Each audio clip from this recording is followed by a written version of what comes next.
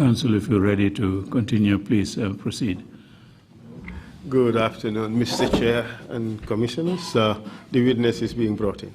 Thank you. Thank you.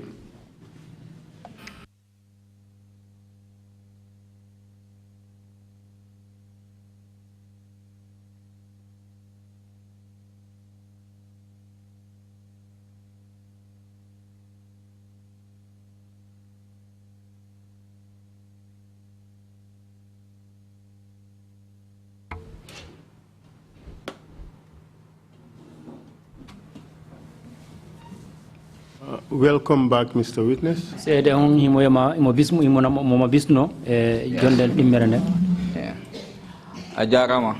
Thank you. May I remind you that you're still under oath? Yes.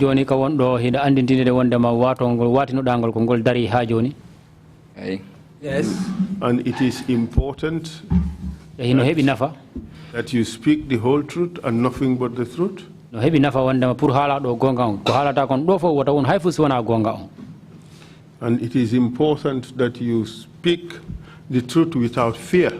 Hino hebi nafa kadi ya halu gonga on hara hulani hayfus or favor. Te har awallani hay godo kadi heran hay sengo wodo. Before we went on break, you were talking about the Silaba Samate case? Oh yeah, yahude photo gongol seda ko wono da halde gongo duwoni Silaba Samate affaire makon no yaru nono. I know that you are interested in clearing your name and all the lies that have been made against you by the state. Fami wanda mako afala labinde fop indama den ko no natri ton ko duwoni ko honno indama natri ton fala labinde indama ne yaltan don hala ba pos ende ko hombe wadi dum ko doni lamugo.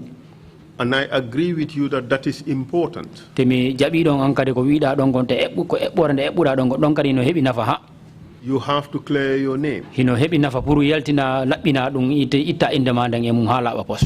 And it was wrong for the DPP to falsify, or rather to provide false information in an affidavit. Te dum kadi yaadani e lawol neddo wiete do DPP neddo manana ko on woni jogi fi nyaawore ndon fu ministry jogi do luwaji de nyaawore ndon pour o ina kaydi wietende affidavit o wada hen konguli di andanda wonde wona konguli yaadu gonga.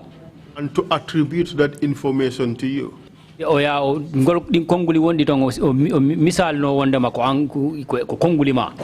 Personally, I will commend you for taking the step of exposing that lie.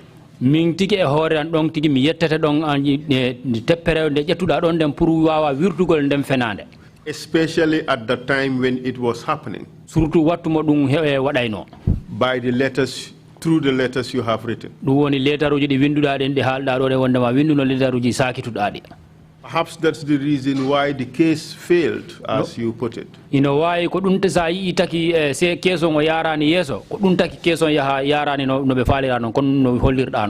When the initial case against Jesus failed, and Jesus meaning Esa Baji, so we Jesus could do any Esa Baji. What happened next? You've told us that you have refused to provide the information they wanted. When they fraudulently brought in that information, you wrote letters to the relevant authorities to the extent that, the scheme that they were using has now been exposed. And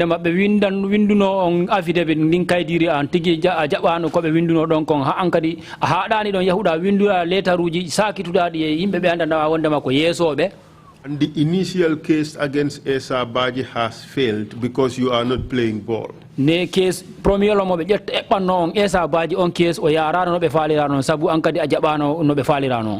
did the state do? Dan case Esa Baji ado hade do ombogasi 29th March si time yejitani ko onyan minen min kumni on case min badi forward our file and everything. Esa Baji's case it was closed on the 29th of May, but by then we have already forwarded our documents concerning our case. On tumanon hendek dum donne ta dum suaya ko ha ngal o chalal fofu wadade. This was the case armed robbery. This was before it went to court, and the case of the armed robbery also came on. It's just what go to order na gasatan order ne fudi konon dum yari. They followed one another. This first case was just ending when this other one came up at the same time. Andari in fact nawadi get a kewde ko be tumno isabaji kono den fof mi tari ha mbadi fere wonde ma de lapina because go. If you look, many accusations were leveled against Isabaji, but I stood to make sure that the truth prevails because first of all, they said the compound he got at Bijilo was fraudulently obtained. Yes, all that may very well be true. And we will not delve much into these cases. Now let me go. Because remember, we are here investigating human rights violations.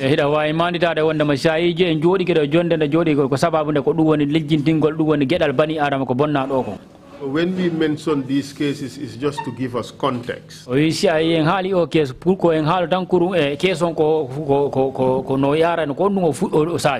these are not the cases we are investigating.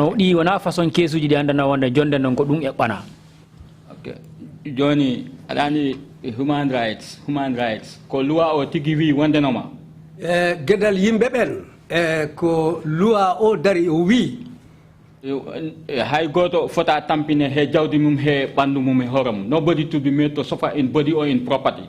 Yeah. And the intention was to deprive him all those properties. And we have to stand, make sure that since they are legally obtained, we stand to make sure that it is done like, and it's not illegally taken from him. So they would have taken these things. No lua o halirini minen ko on darnde men bangi parce que loi o wi a fotani nangude yimbe tampinamo walla musna bandu makko e dow fenande minen ko on lawol men bangno pour men yi'a gonga daro ta be tampinani yimbe be yakka gede mabbe wayri ko yimbe no yimbe ben fo woniri ni.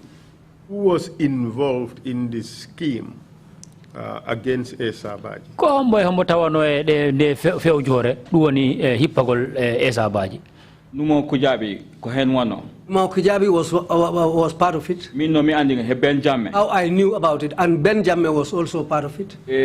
Pahari Jamme dumani nani hen no pete o fenyani hen no pete kono mi no sobi makko horamako hombo wano to bawto. Pahari Jamme, I am not clearly sure how far he was involved in the matter, but I suspect that he knew something about it. Yo ya Jamme horamako because kala ko na mbiyama president o wi. And Yaya Jammeh himself, because whatever they were saying, they will always say, as the president said. Mm-hmm. So it is your view that Yaya Jammeh wanted to do away with Isabaji? Awa joni no ini ko hala ma wonde ma Yaya Jammeh ko faala no ko dum woni dirtingol Isabaji na bira mo sengo. And he wanted to use these justice sector institutions to do that. Te ko honno o wawata gagnirade dum don ko dum woni o nafitora dum woni damal men liggorgal dum woni fotungal danude gonga on ko ngal o faala nafitorde. Like the NIA as an investigating institution, the Ministry of Justice as a prosecution institution, and the courts as the justice institution. O misal de damede o faala nafitorde ko dum woni misal NIA be andama wona ko ben foti lijjintinde kala ko neddo ko tuumal ngal be tingal hoore ma ko kanyum may ministry jogido luwaji din e gonga on kanyum may court suudi men nyaawirde din ko dum woni court jidi o dum o faala nafitorde no pour o wawa hebude ko faala ko dum ko gonga because dum taginde min company daen ontuma dido puddi ar affaire halis mo wano open an account de woni dafo dum ne wadi dum follow in the banks to make sure that it is proven it is his bona fide property. Yes, yes, fact, and it was accepted.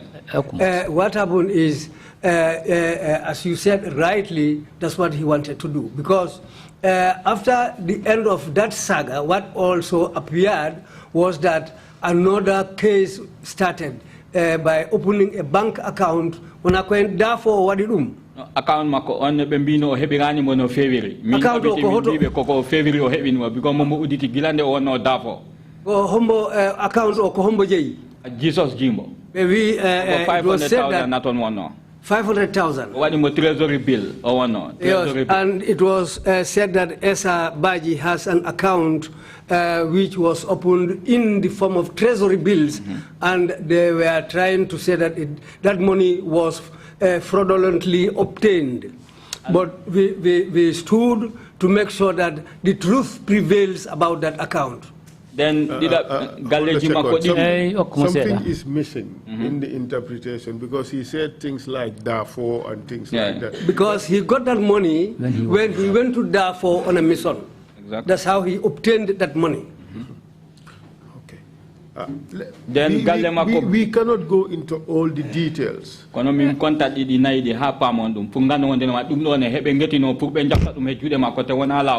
What I wanted, why I am trying to say this is, they tried by all means to take these things from him in a wrong way. So we made sure that we will try and do our level best to see that justice prevails. This is why I'm trying to explain these matters here. But even at that, you led an investigation which recommended Esa Baji be prosecuted for robbery.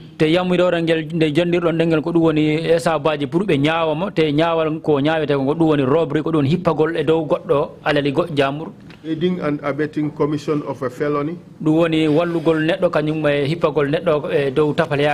Obstruction of justice.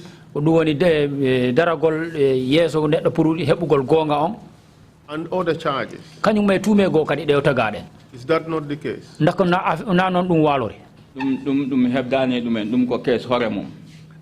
a different case. It is a different case. That one is a different case from the case I'm talking about. Yes, Mr. Witness. I am saying to you that he was investigated for drug trafficking. Together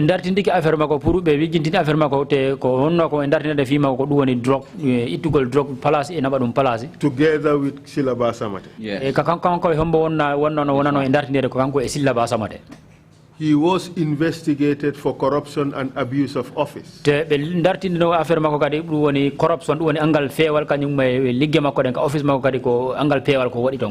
is about the monies that he had and where he got it from. And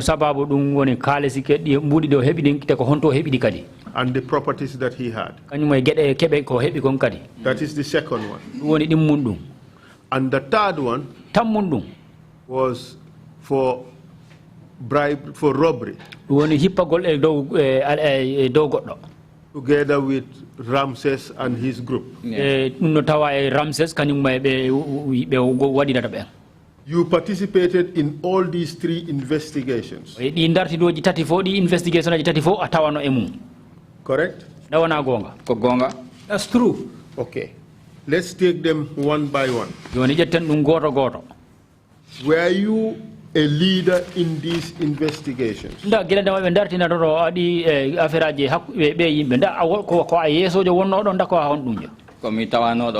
I was part of the investigation.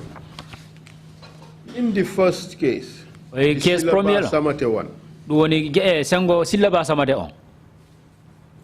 what was your recommendation? I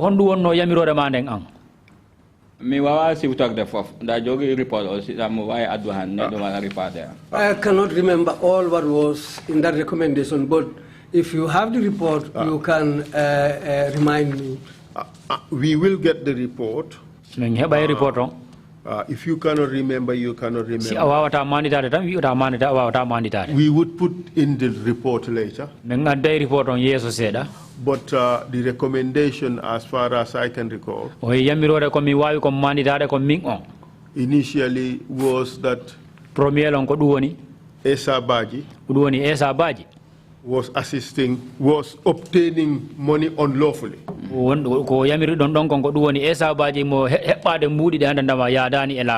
By way of bribes. Yes.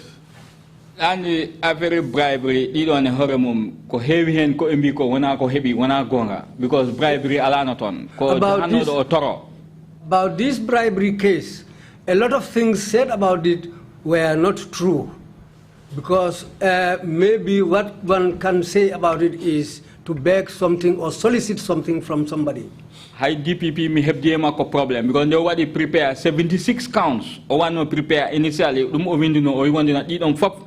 Jesus to man, we did 17 counts, the Kewaki, because Kokalta ko wana ko hebi me wadi me aldi makosa hala saktuka affair dum to office makoto pour we go wana to amend me because hada dum ni vindiri nan dum am foga kominen because wokuno be kalis be kambata no call be mbia e hono dum woni bribe hono no te wana bribe ko. I had a problem with the DPP about the counts which they charge, which they called against Esabaji, which went to the level of, to the amount of 76 counts.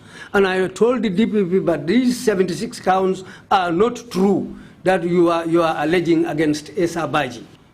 So you believe that those charges were just aimed to eliminate Jesus from the scene? Awano ini ang koholi da kung kuduan itian tume de anda no ha chapan de jedi de jego den non fo ko sai be tagi de Esabaji Jesus kuduan puru gainu gol affaire makotang dum ko gonga lab the post. That's a clear truth. Sa andari dum o torima because ben be autori be fo ben yimbe fo min agno min heavy statements mabbe ha after min oram I don't okay interpret that. Yes. So that is not the amount of money they are talking about, Esa begged that money from certain people, and I was able to ascertain it because I was able to talk to those people who gave him that money. So that shows that the money that they were trying to allege that it was stolen money, no, it was money given to him, or it was the money they were alleging that were bribes, no, they were given to him by certain people, not bribes. And how about the drug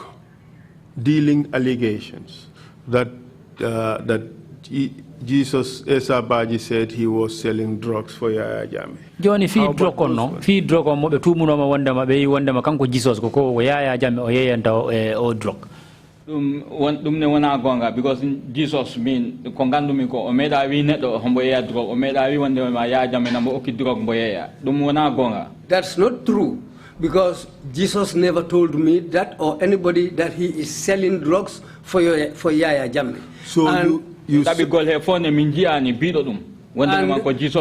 to check and counter check, but we didn't see even a single person who said that Jesus told him that. So those first two cases were not correct. The action the prosecutor wanted to take was wrong. Awa din kesu jidi ding du woni jogido fi nyaawore dennu on don laabi di o jettuno din don fo wona ya dan e lawol awa dum wonda ne la because ndemin badi dum sambo kam wiya mi anda loi kono mi anda loi nyaawonya kono min andi case o baydi ko min visiti mo mi do andi ko kewi so bribe ala ton toragol e loi je dum salaka te ko jaado autori oka. What I did was, after I was the person who investigated that case, the DPP was telling me that I am somebody who is ignorant of the law. I told him whether that's the case or not, but I investigated these cases and I discovered that what is being alleged against him is not true. But you also investigated a third case. What is that third case? Wani armed robbery manganantama ko bandi ji mawdi giwno di Guinée gagdi be on ko Ramses office criminal mawdo. Yes, soldat wono Guinée soldat. That was about armed robbery. It is alleged that somebody called Ramses from Guinea-Bissau came here from Guinea-Conakry came here with a team who are all armed robbers. So and he was a soldier when he was in Guinea-Conakry. Ayat on Ramses horemako ko o waji Jesus ko mabbe jadat te ko be waji rabe gila law ta dum don suwa arbom town. And you will see that Ramses and Jesus are people who were acquainted for a long time. In fact, they are friends. They since long before any of these things happen. Because nawadi ba got the city pop joma babo horemako bitet o Tony on horemako o medi Ramses haebe dum kalda. There was a bar called City Pop, and the owner of that City Pop is called Tony. In fact, that man once saw these two people together when... No. How do we mean that? Ramses and Tony, they met at the bar, and they were talking about each one of them knowing Jesus and being a friend to Jesus. Yes, Tony, Ramses, they made you know how do they on City Pop. But do you, Jesus? Do you realize that Ramses has testified before this commission? And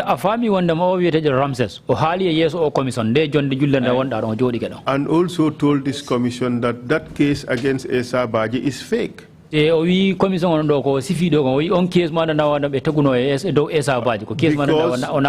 he and his colleagues were threatened to give that, to make that lie.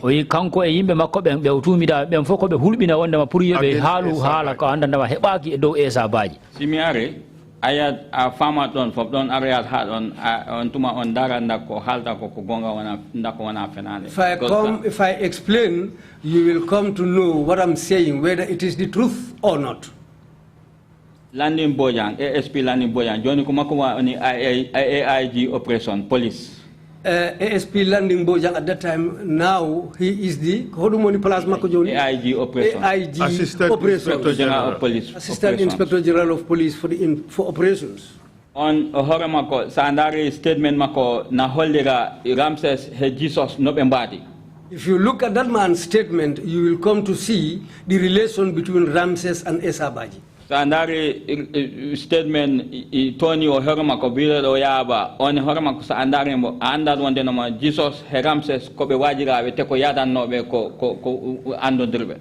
If you look at Tony's statement too, you will come to realize that Jesus and Jesus Kankwe Hombo, Kankwe Ramses. Jesus and Ramses were friends, and they were highly acquainted. In this start case that you investigated, the drug case, your recommendation, what was your recommendation? Of the armed robbery case, what was your recommendation? Armed robbery. And I'm in that report plan. I'll have to look at the report. Take a look at it. Take a look at it and see whether that's a document that you signed. Is it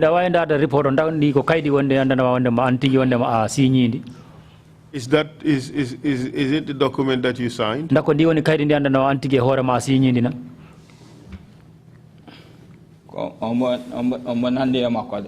It looks like it.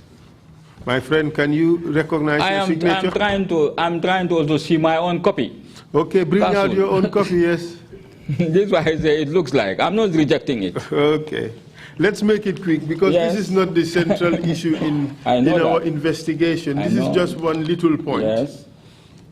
We just want to establish, Mr. Chair, that the NIA and the Ministry of Justice were colluding to fabricate cases against people at the instigation of the President.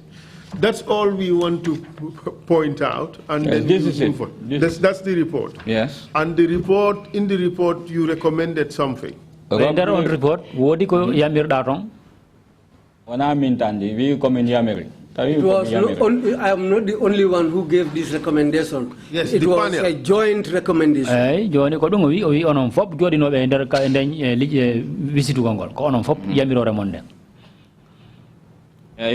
You recommended charges against Jesus.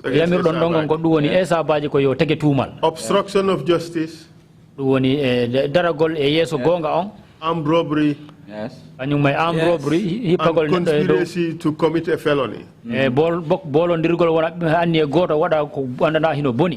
In your honest opinion, were these charges justified? Yes.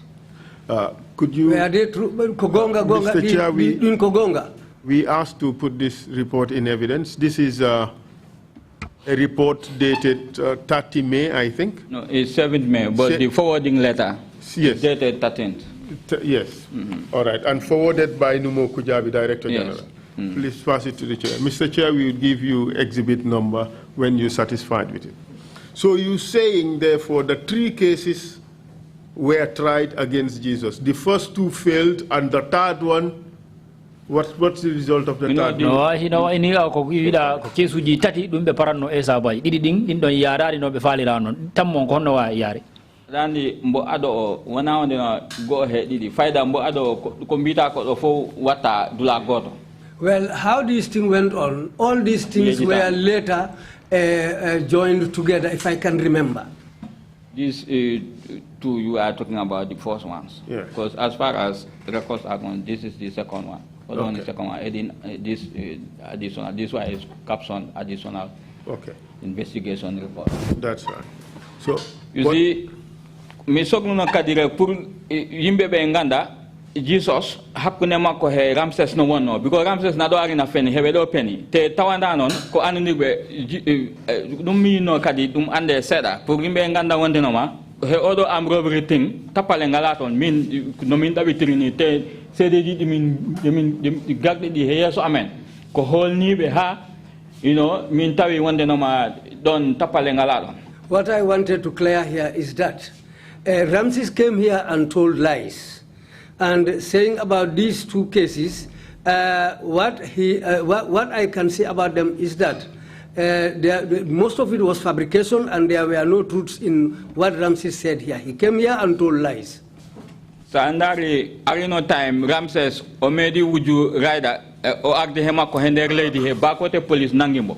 If you can remember, Ramses stole a motorbike, a rider, and came with it into the country, and he was apprehended at the Bakote police station. You see, we cannot go into all those little details. No problem, as you wish. We are not investigating these cases. And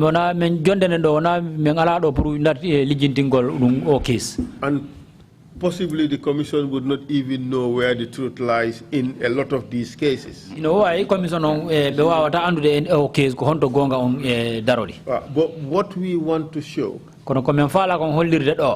is that the state was involved in fabricating cases against individuals. When Okay.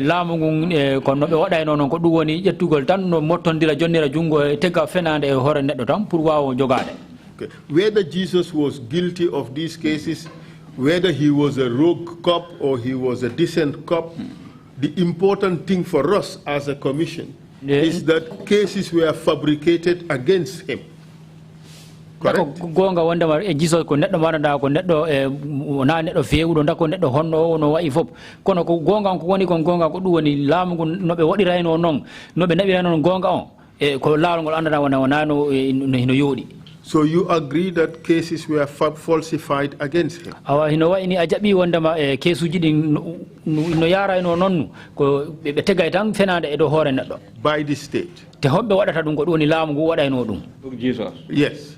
On case. Yes. On case. Yes, in that case. All right. Yes.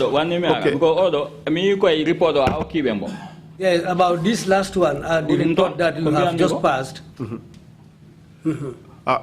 You believe that this last case was a genuine case? Very well, yes.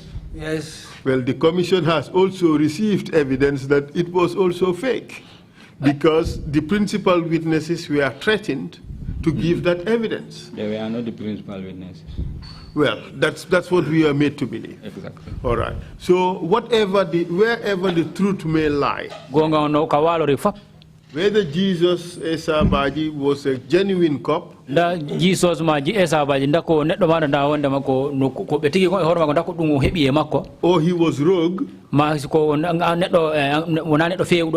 Commission is not going into that. It's just like the case of the money doublers. We are not going into whether Commission money doubling or not. No any tan case mana da wonde be tuma no be wonde be wacce kalisi be sansay kalisi hara yarani e lawol. We just using that as context to see how the state dealt with the matters. Dum don ko yaltin dum don tan dartido do me wallina dum don da rutin hakkileji ni bawo wi hollugol wonde ma laamu ngon ko non be wadirayno kesuji ni ko non be wallirayno non be nabirayno di kadi. And to check whether in all that there were human rights violations. Te dartido dum don fo nda gedal bani adama bonnama en non be nabirayno non kesuji din. And your view is an esengo ma mijo man ko wida ko wida dum woni in the cases against Esa Baji, o case manda na ko dum tega e hore ke Esa Baji, at least 2 of them were fabricated. case uji didi no tan din don ngada na wonde madun don ko fenana dabbe tege hore makko. That's your position. Ko don woni dan ko don tepere man ko don dari da am. Correct? Ndako gonga. And the first case was under medium body recommendation. Medium body recommendation. When I went on case, the post. Well, if you look at the recommendation, as for the first case, we wrote a recommendation. It doesn't mean that he's completely clear in that one. In that one. It's not completely clear against him, but your view is that the state falsified certain things against him. Gonga no we are ni wanda ma dum fono laabe hore mako kono si andartini ke kadi laamu ngum kadi be tegino halaje hore mako de anda wanda ma ya dani e lawo ko gonga. That's true. That's true. That's quite true. Your testimony is that the motive why the state falsified evidence or cases against him was to eliminate him. Anko mijo mango sikuda ko du woni sai lamu ngum immini won den don mijo sifa te ka dum hore makko ko du woni pour jettugol mo tan dirtina mo sera dum woni fankina mo. Yes, that's true. Okay, now let's move on. Oh, Johnny da way fejjude. Mr. Chair. Council, before you move on, just a very minor point. Until I saw this additional report, I didn't know who you were talking about when you said Ramses appeared here. But after seeing this report, I realized that he's Soriba Konde. Soriba Konde. Now the name is, because at first when you kept on saying Ramses, I thought it was a reincarnated Egyptian pharaoh. Go ahead, please. Thank you, Mr. Chair. That one is hilarious, I must say. Thank you very much, Mr. Chair.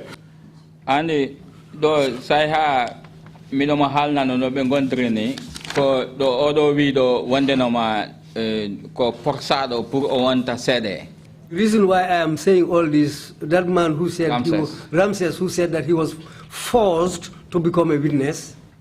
So min dum don mitinan dum force o to wadi to de mi andade kono minen do ari de examen gave us a state okumin hala makoka tawata haydara dumanna kanon so mitinan non do yewti da wala do força pour yo windu di don bindi do bindi hala ka o hali ka komin kebi ko e odo report. What I am not aware is how he was forced or when he was forced to become this witness. Okay. But when he came, whatever he said, everything is captured in a document. Okay. Now, thank you, Mr. Witness. We have to make progress. Another example of fabrication. You told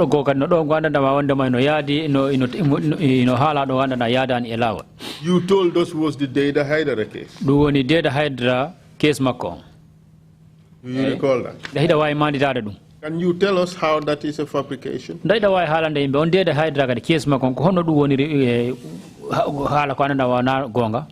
did Hydra Sandari police ngadino one hebe mbisita kule affaire Deda Hydra. If you look at Deda Hydra's case, it was the police who were initially investigating his case. So Johnny ye hatte minudula ta yimbe be kebani holare hedo no dum yaratani go be njina de Haidara halaka Haidara wadaka hemabe na wayno ni lamungu ala ko woni he wadde he kulle dumen. It went up to a level people became suspicious. They no longer trusted because what happened, the police went to a level they became completely quiet about the whole case. They said nothing about it. This is what made the people suspicious. Aya Johnny, mi andano dum woniri non ha dum keso wi'a Johnny yo ena e jogo affaire visit Gongol yo adde to mabbe. I don't know how it ended around that end, but up to the level that the case was transferred to the NIA for them to investigate. Onde dum adata non be ngokiri impression dum woni be ngokiri non like ne mabbe be ngitat gonga o be mbada ko e poti ko wat ha yimbe be nganda ko kewi si Allah jabi kala ko wana labat post te tawata non dum don non wana ko wana be mbadi royani non no dum halirani wana non dum wadi roya. Well, when this happened, the case was transferred to the NIA. They also came out saying that they will do their level best and they will follow this whole case up to the top of it and they will reveal everything that has transpired in the case. But at the end, that was never done. What did they come up with? So mi yitani ko hollirbe yimbe be wonde no ma yo fof pour ne min di office amen habitat pour be ganda ko woni ko ton be ngokkibe yakar mawdo dal yakar mawdo pour wonde no ma be puntinat gonga o so ko dum be kolliri dum be kali ko hombe holliri dum ko police wala NIA office amen our authorities. Okay, what happened? Gave that impression. They gave that big impression. They are going to handle this diligently and make sure that, you know, the truth is established. Everything surrounding his death will be investigated and known. That was just an impression. It was false, but nothing genuine was done. The NIA came up with a report, which is right there for you. NIA a report, and in which some of the findings were that that he may have offended some people, you know why who may have harbored the desire to have him eliminated.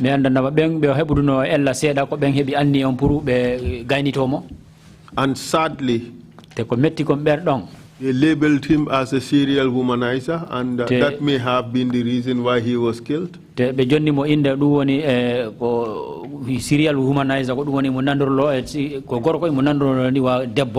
And suggested that in his writings, he may have offended some people who wanted him dead.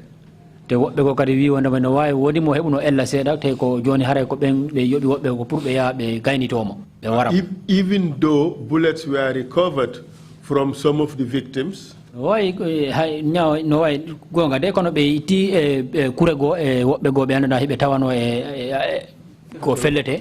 was no ballistic test in order to determine what type of bullet that was and from which type of gun it would come from.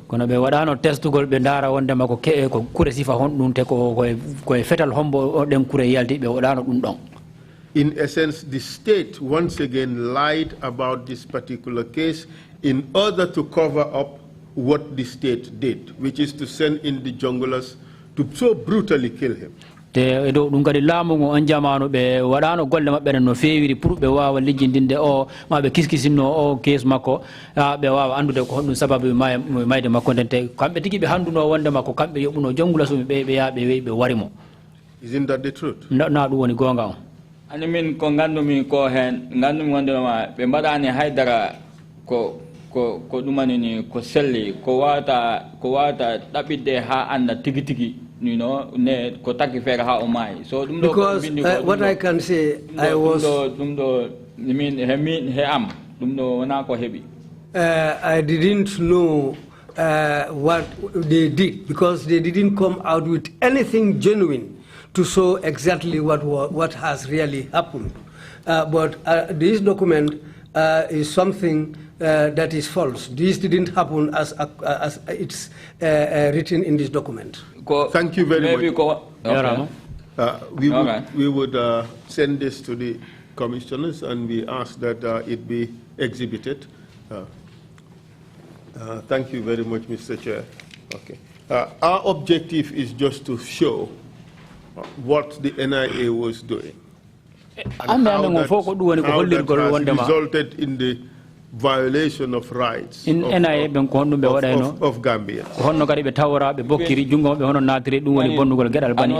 That is the current commissioner of West Coast Region. The current commissioner of West Coast Region. This Bonto thing.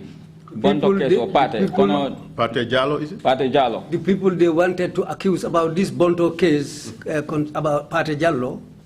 Pate alako wanti hen. Pate is not part of it. He has not played any role in it. Mimi dumgal no kamsa ndemi jodi nyande be ngari be mbi wonde na ko statement Pate o be chokli he gaz bite o gaze. One day Pate Hombo Pate Jallo. One day they came and said they needed a statement from Pate Jallo. Dum gagno dum ko jata o and Gazi. Bano dum garano dum on ko jata on sa right now Mr. Tani ko commissioner at the NDLEA jata. And the man ndemako adonde kono on boton. And the man ko agno dum o ko ben en nolimo to get these statements. Mimbe no. And when this man came, I think nowadays he's working at the NDLA. He said he was sent by Ben to come and get the statement from party. But when the statement of party and Gazi. The statement of party, that's what I'm saying, the statement of party and Gazi. But he refused, he said no. You would agree with me that the Bonto drug case, the NIA did not seriously investigate the links between those who are alleged to have owned the drug and the most significant authority in the state. That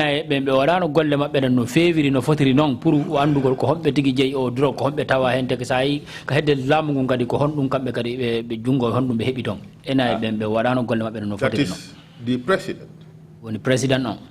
Which is one goal, one NIA Tandi, one no hemudum. So Dumdokai, officer men or coming bonico for Dumdokai, one aminentan. Because one aminentan, no hemudum. That investigation was not only the NIA. It was a joint investigation, and it was not only the NIA who were involved in that investigation. You participated in that investigation, did you? Yes. Tell us in all honesty, did that investigative panel investigate the role or connection, what tied the state, the president, to speak, the president, and those drug dealers? Did the NIA or the investigative panel investigate that? On kafumo be darnuno pour wawa lejjintingol on drog keso on bonto keso ndabbe wonno golle mabbe no fewiri dum woni yobbundiral wongal e on drog jeynobe on drog bon kanyum may president on ani minen no min pononi wadil golle de min gokkira ka yo min badi be dum minen dal nawayno ni no min potik noni dum wadir wona non dum wadir because nawadi interference be nata hen be godum dum be na dum bada dum wobbe na dum bada ta minen min tinani bom because dum way content den bade bada no de this is what happened. Minen panel o min tinando because the panel at the NIA we were not aware of certain things because that investigation, how it took place was some other units were doing investigation which we were not aware. And it was not only the NIA who were involved. Other units of the security branches were involved in that investigation. Some things were happening which the NIA were not aware of. So things went the way that it went, which was not properly handled. He did talk about interference. Interference, yes. Yeah. Interference. Other units were interference, yes. Could you tell us about the interference?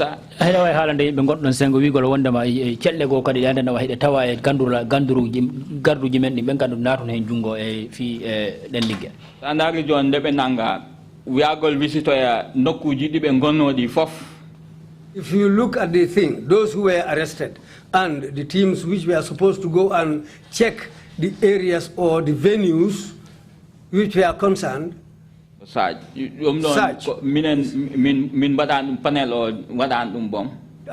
didn't do that.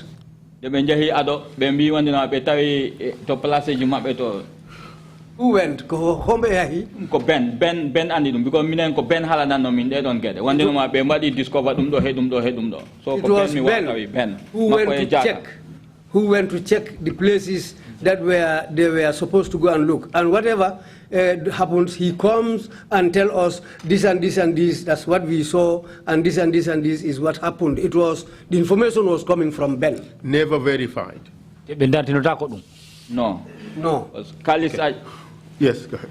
Kalis ajuma be di euro, he dollar, he pound, so I check it Kalis Gambia, buri million aji support, di betai he mabe.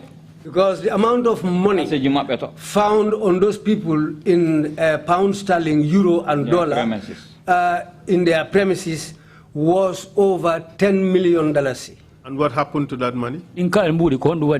Ben we koya jame we yoya o wada open a special account at the central bank o ya wada ton halis o te ko dum ne o wadi o wi. Ben said Jammeh ordered him to go and open an account at the central bank and put those monies there. Special account, he said. Special account, and that's what Ben did. Who were the signatories to that account? On account, ko hombe wonno signo be on account. O halnani kam hombo ko wi be on wi yo ya wadi open, so maybe what I presume and then komako wanta wala hombo go ko dum tan o wi min dum o wi o wadi dum. He didn't tell me the signatories, but according to what he said, he was ordered to go and put that money in the central bank. Maybe he was the person who was the signatory to that money, but that's what he told me. I don't know who are the signatories. Ghazi, in his interview, said that Bonto premise was bought forcibly from him by Yaya Jammeh. Oyi Ghazi, ender interview mako woni landa gol mako e jabo gol mako wi wonde ma on palasi bungon bonto case palasi on ton ko Yaya Jammeh ko wonde manana ko on wi bangi palasi on e do forcé. Was that investigated? Was the ownership of that premises investigated? Annum biwami ni minen be ngacani min dabitira no min poti ni dabitir because hay on drug bo e biata hore mako nene de biata be njiimbo minen de min jotto hebedo taabe puntini mo be joddini mo ni hetreji te wona non fonno wadde. What I am saying here is we were not privy to certain things that happened, because even the investigation of that drug, by the time we were informed and the time we arrived there, we found out that the drugs were taken out and placed outside. In the absence of the accused person. And in the absence of the accused people. So I joined min gala mi dumanda min bompung min tabita sa ko ji place o horam dum do ontuma sa mi sikani dum horam si wadi sa. We were not given the chance to go and do a thorough investigation about it. The governments, I understand, said that the drugs were ultimately destroyed by burning. Is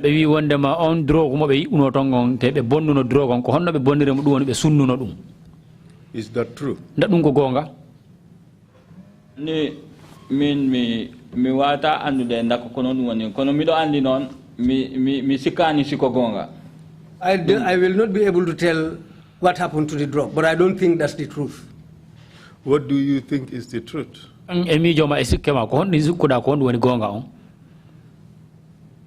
Ani ko tumuyeji ni wande no ma drug odon dumanin koko yeta lamungu koko yeti dum. What I can think about it is that the government resold that drug. That is a very serious allegation. We would leave it. We would leave it that and move on. We are not to investigate corruption in government drug trafficking and things like that. It's quite an interesting issue, but we are not necessarily set up for that. So we would leave it. Perhaps maybe it would be the basis for some other investigations that this state may need to embark upon. But we will leave that and we will move on. We were only interested in the cover-up aspects of things. But even in all these cases, there was still a lot of torture. Silaba Samate alleged that you took him to be tortured in order to give the confessions that he made. Silaba Samate o hali do yi wonde mako antige hore ma nabuno palasi ka be tapata to yimbe ben. Is that true? Ndadum ko gonga? Mwana gonga. That's not true. You deny taking him to be tortured? Yes. Salike wonde ma ona an woni neddo manana ka nabi mo ka lappe ka yimbe be lappete ton. He said you took him to the office of Liz Gomez.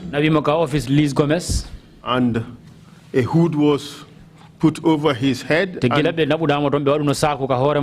he was tortured. You deny that? Witness statement. I deny that. Because if you look at his witness, if you look at his witness statement, if you look at his statement, he was later converted to become the witness himself. Yes, but he had admitted to scamming people. He admitted a classic case of 419. Which is, this is drug. The president gave it to me to sell. Meanwhile, it is flour. And then he says, look at IGP here. I am going to give him money from this sale.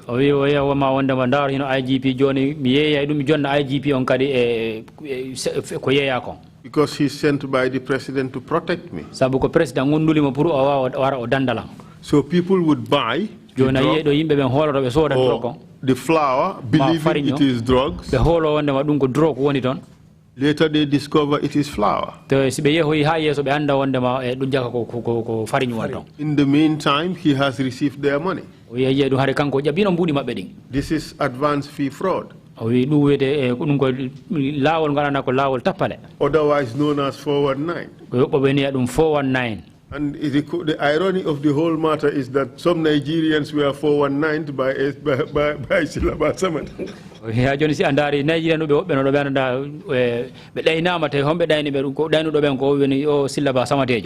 That is what was admitted in the statements.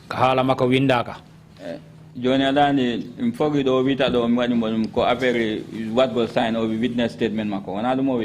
What he said here is for the signature to sign his witness statement. I think that's what he said. No. I don't understand what you're driving no, at. Because statement is already. The cautionary and voluntary statement on one part, the other converse witness or what the witness statement. So because he made two statements. One was his cautionary statement, and when he was converted to become the witness himself, he wrote another statement. So I don't know which that of the statements. True, but even in all those statements, he admitted receiving money from other people and giving some of that money to Jesus, to and those monies were from supposed drug sales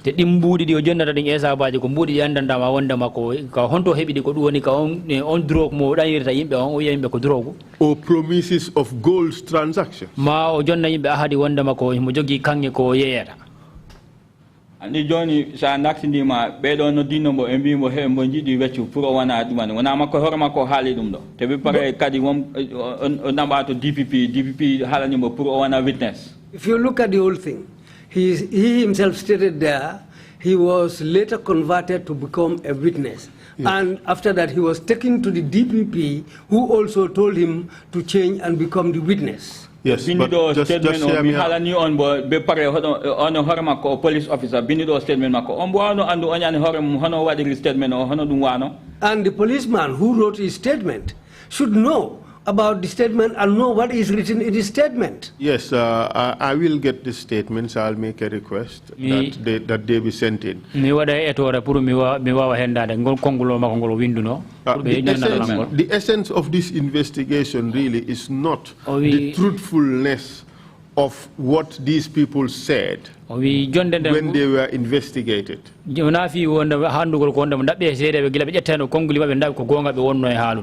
Our purpose is to go after the human rights violations that happened during this process. Whatever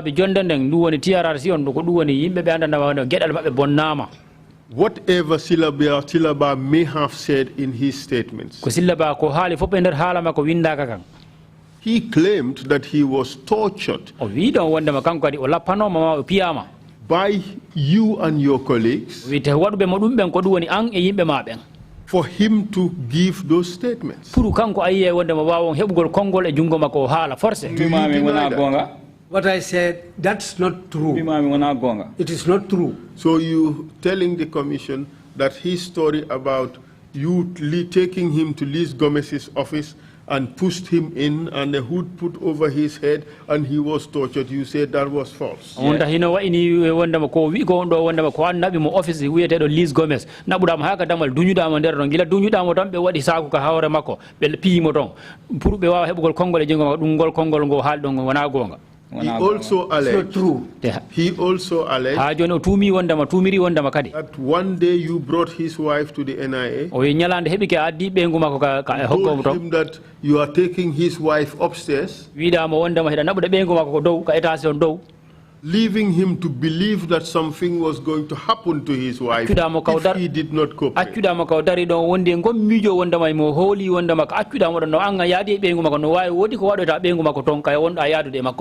Alaji Mor had to come and comfort him by telling him that nothing was going to happen to his wife. He would not allow it.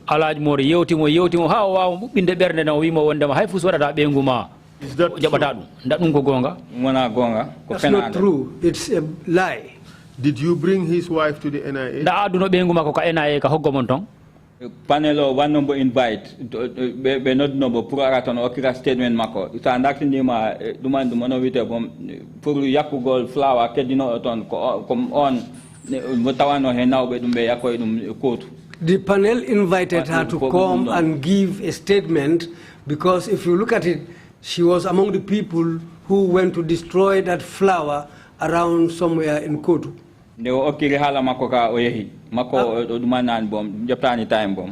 After she gave her statement, she immediately left the premises. In fact, she didn't stay there long. And all the panel members were there present.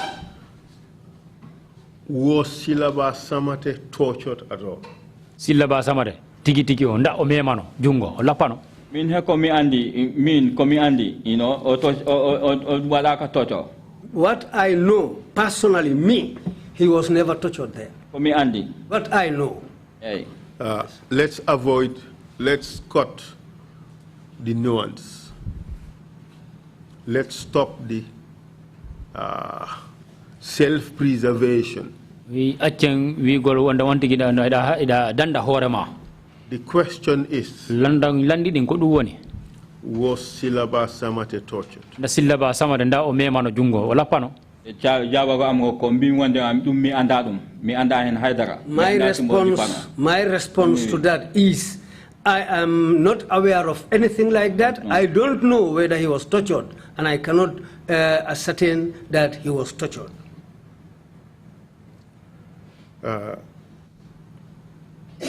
You told us before that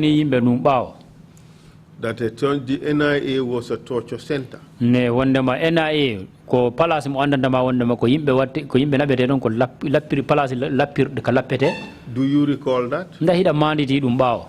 Dum nay hakila me ha joni kono adani mi halani ma torture na hebi dum. No, I'm coming just answer the questions precisely. I'm answering the question, but I also have to, because the definition of torture, I told you the fact that you are even called there in itself psychologically is a torture, and also if you are detained there indefinitely, and that happens. So that's, yes, if that is the case, that happens to him. But physically to be beaten, I'm not aware of that. But I know torture psychologically, yes, he is tortured because he has been there for a very long time. So you accept he was tortured psychologically? Yes. Yani ajabi wondamani hay o memaka sawru kono e der hakkil o piyama o wadama o lappama kono o piya o memaka jungo. Yes, I agree to that psychological torture.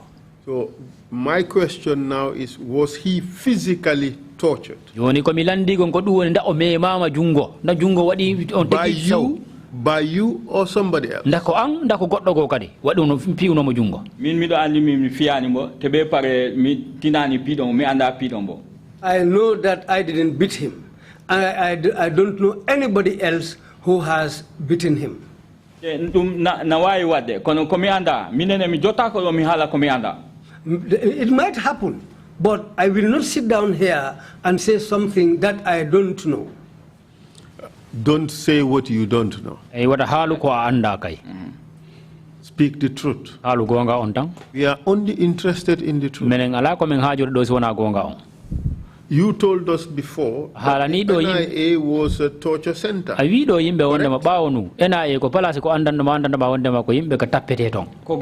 That's true. You told us also that people who were viewed to be against Jammeh or threatened Jammeh,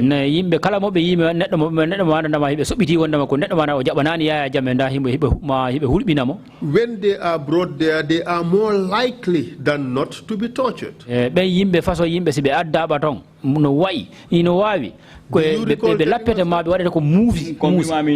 recall telling us that? Yes. That's what I want to report. You told us to repeat what I told you. Exactly. I told you that in many cases it is likely, but not in all instances. Okay, thank you. Very clear. Thank you. And you know that in this instance, the allegation against Silaba was very serious. You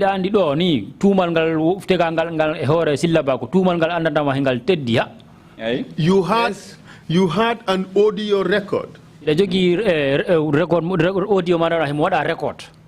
Silaba, quote unquote, was bragging.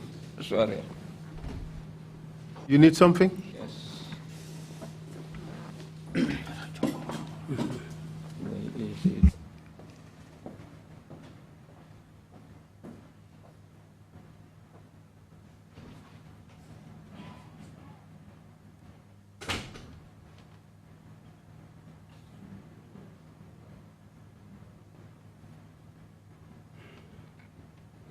We go ahead? Yes. Okay.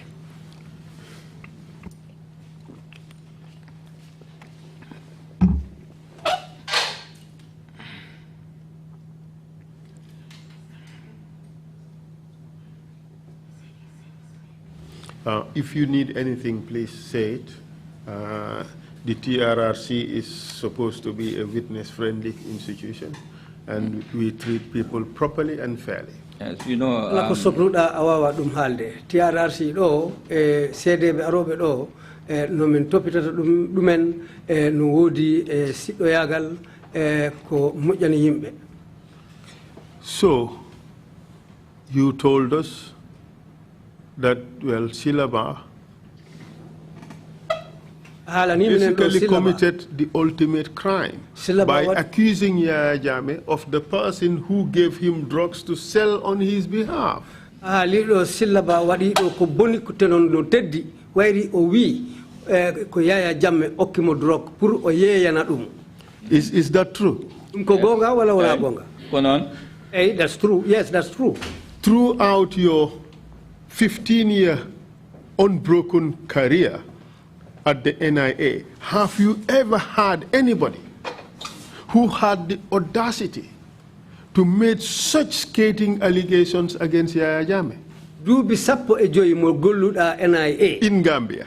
Nda neddo arina don mo anduda o suusi o hebi on bernde pour o hala sifa hala mo anduda mboni nande dido halaji pour tunina inde Yaya Jammeh walla hala namo ko boni kan an horema a medi dum andude na? Anna? No. So as far as you know, this was the boldest, the most audacious claim against Yaya Jammeh, the most serious one. Nder gandal ma o do hala ko dum woni hala mo anduda mboni teddi mboni musi wayri o haali haalalaji ko president o tuumi don ko president o tunini don dum non no wayno dal kanko ko haali ko goddo meeda dum don halde. Yes, if it is concerning about drugs. Yes. And this man was right there in the clutches of the NIA. Joni hino wa ini o gorko hino ni o mo hender hodo NIA ngo. Yes. And they did nothing to him. Tebe wadani mo hayfus. Min de komi andi min barani mo haydara. So me anda so wadama goddo. Me, as far as I know, we didn't do anything to him. If something else has been done to him there, I am not aware of it. And Mr. Witness. Mr. Witness. He was tortured.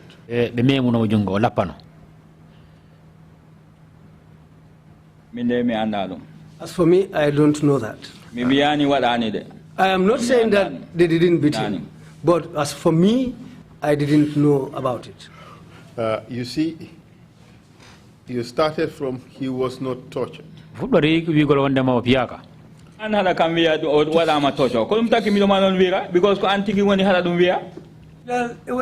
what I said from the onset is that he was not tortured because I was not aware of it. And still, that's what you are saying, that he was tortured. Then, as far as I don't know, I cannot ascertain it. You have moved down to, I don't know whether he was tortured.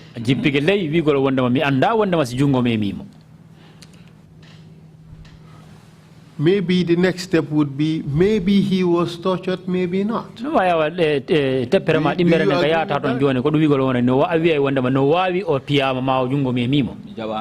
I don't agree to that. Did you ever hold the hand of his child to go away with the child to make him believe that something was going to happen to the child?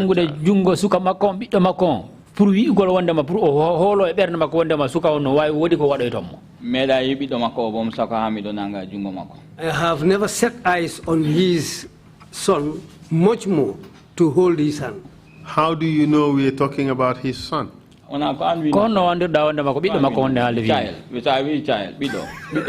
what you said, if you say a child, that means it's his sibling. Mr. Witness, you see, it's difficult to lie. No, bido. A child. What is the meaning of child? As you said, child. As son. Is that what you're telling us? Kobido is a sibling of the man. Oh. That's how we Fulas say.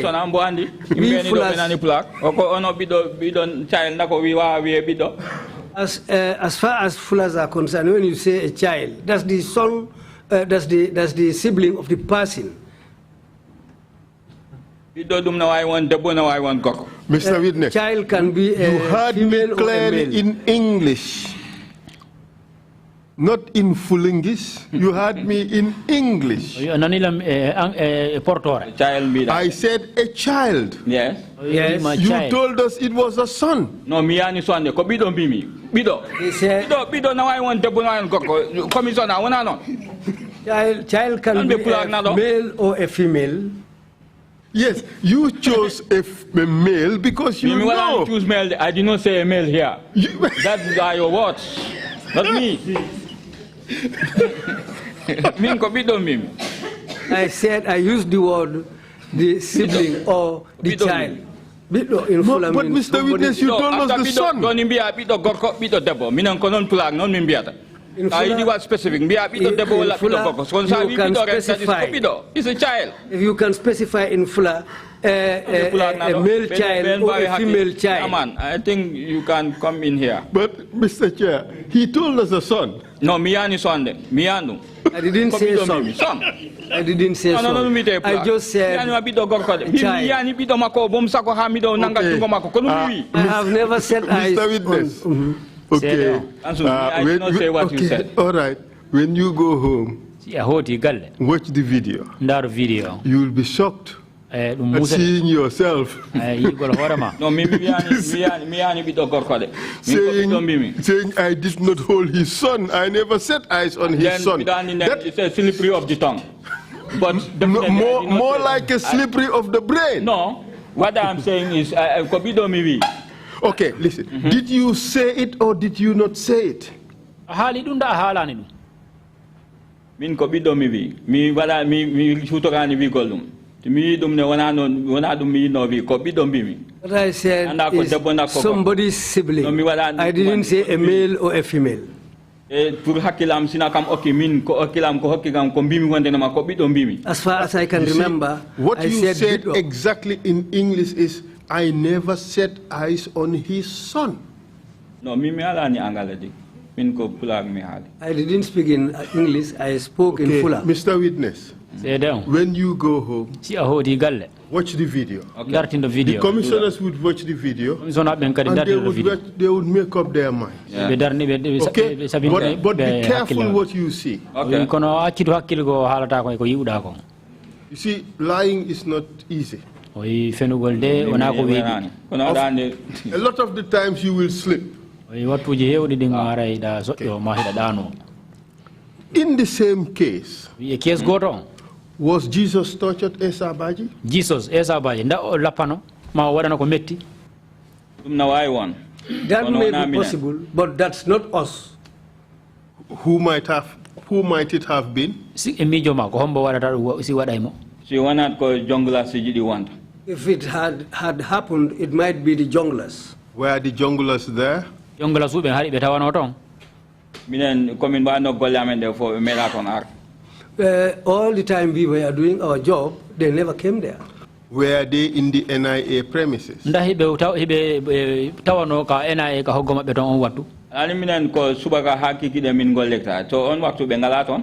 We walk from morning to the evening, but they are not always there.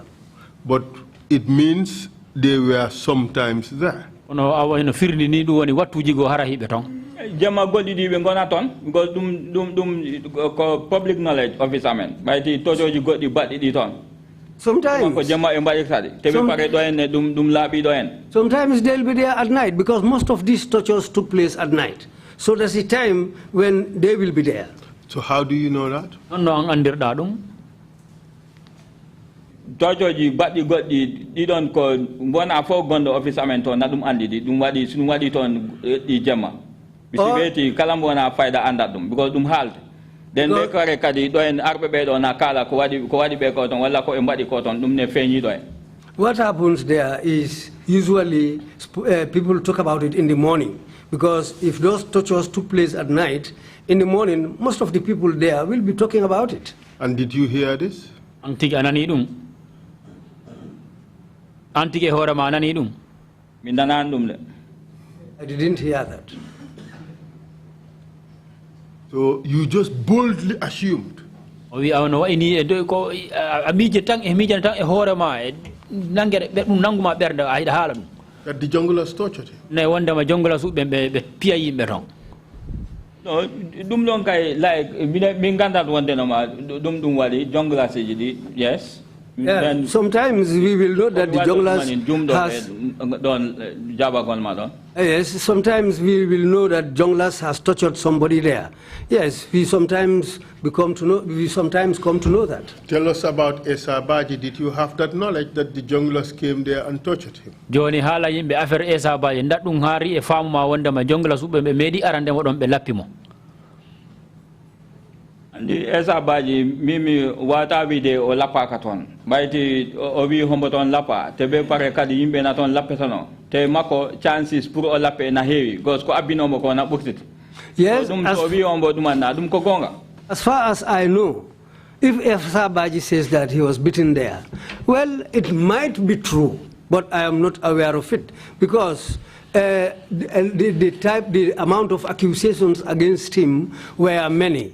So that might be the reason why he might have been beaten, but I cannot ascertain it. I don't know. Okay.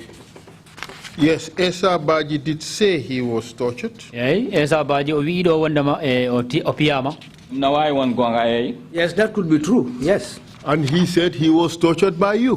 We wondema tappudo ma ma pigudo ma ko antiji Omar Cham jodi that is not true. Oh, what he said that he was tortured was true. Kono ko wi ko wondema piyama dum don ko gonga. But he said he was tortured by you, or that by you is not true. Kono wi ko wondema ko Omar Cham ko antiji piibo dum don wona gonga kono. Bila mido dum andi wonde no ma mi wada dum te simi wano dum ne mi wiano mi wadi dum. I know Esa Baji. If I had beaten him, I will say yes. But as far as I didn't beat him, I didn't beat him and I was not aware of it. Well, he is a Jola and I am a Fula. We are bantermates. Yes, but he is aware of it. And he is also aware that you are Fula and he is Jola and that you are bantermates. He has no reason to lie against you. He said you tortured him. That is not true. No. Mr. Chair, the Esa Baji testified here. He said he was tortured, and also in a report, the country reports on human rights practices, but that's the U.S. Bureau of Democracy, Human Rights and Labor. It captured it here. And this is torture and cruel, inhuman, or degrading treatment or punishment. This was the report of 2011. And it clearly states here, there are no developments in March 2010 alleged torture by members of the NIA of Esa Baji, former IGP. Baji testified during his trial for corruption, abuse of office, drug crimes, and other offenses that NIA members severely beat him at NIA. After NIA operative Omar Cham covered his head with a plastic bag, Baji showed the scars on his mouth to the courtroom, almost exactly in the same manner Silaba Samate described how he was tortured. Exactly the same manner. You covered his head with a hood, you pushed him inside the room, and he was tortured. That is exactly how Esa Baji described it here. That was your modus operandi, wasn't it? That is not true. Take a look at it to see that that is what it says in the report. I don't think I need to look at it. Jarani Milarambo. Sorry.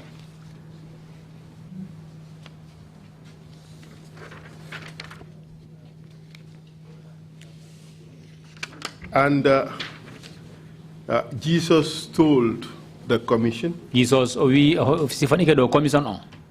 that Tamba and Babukar Sala handed Jesus to you. And you took him to the room where he was tortured. Do you deny this one too? Very well. Yes, very well. These are two important allegations of torture. In almost exactly identical way of things proceeding.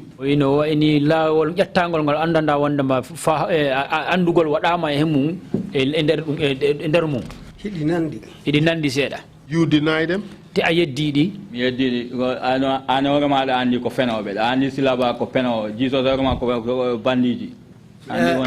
deny all of them because you yourself might know that Silaba is a criminal and Esa Baji himself is a liar. No, Esa Baji is a banda. All of them. Both of them are criminals. Both of them are bandits. They are liars. Yes. And they are liars only because they lied against. They mentioned. Because I exposed their dubious activities. Because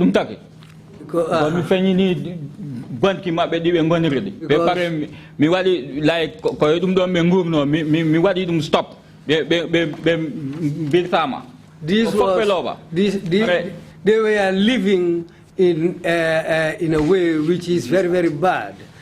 So this is what I revealed. What they were doing, this is why they were angry against me. Kadi sandari Johnny, kohono mi wadi tatum hapara after Johnny mi arami salo puriago seto fenande hemabe. Wono mi hano mi seto on den fenande. If that is the truth. I silaba no ala do nyawana system ko sokoitano. If I had not stood the ground to follow, to make sure that the truth is established, they would have been jailed. And if that was the case, I wouldn't have stood and revealed the truth about them. But why are they now lying against you? Because me fenyini banki mabe bade bande de ngol be pare kadi mi taji kebal mabe ngal. Because I cut off their earnings from the way they were earning money, and I also exposed their dubious deals. But you saved them from prosecution. Why would they be?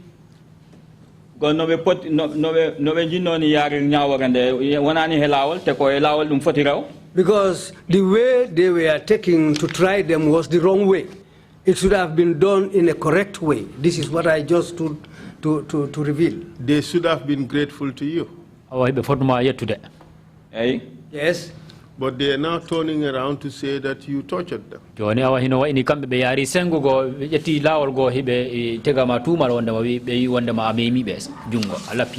Benganda dagne ndami darani no benidi because meda be dum halan pour bengandira ko ni dum woni ko hande woni first time za pour me wana mi do hala kule de do gade. Maybe they didn't know what I did for them.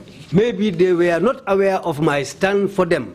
Today, in fact, is the first time I'm revealing these things, how I stood for them. No, Mr. I'm taking fair ha mi wada detain mi tuma he fenan because what be report be kam report to ya jamme affaire dum do tangno be ma kam report to ya jamme because the reason after don taking fair ha mi riwa te dum don fop te daragol dum mani kulema be takinum jon be ngakta kadi hebe kam tuma it is my stance for them why I was dismissed.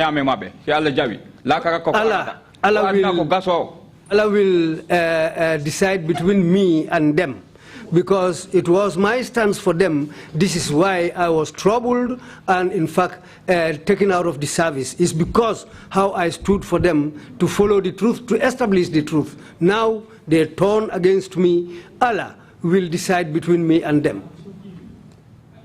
Mike.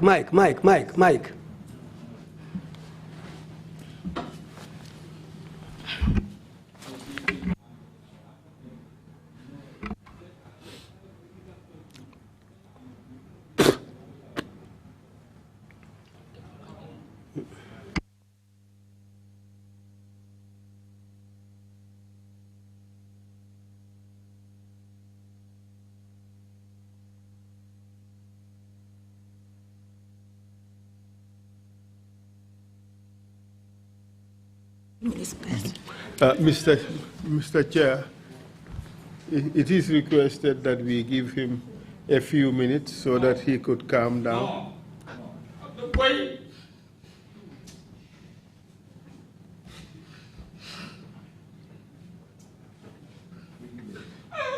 Defending people, I stood my gun. I'm so fucking again. I'm sorry.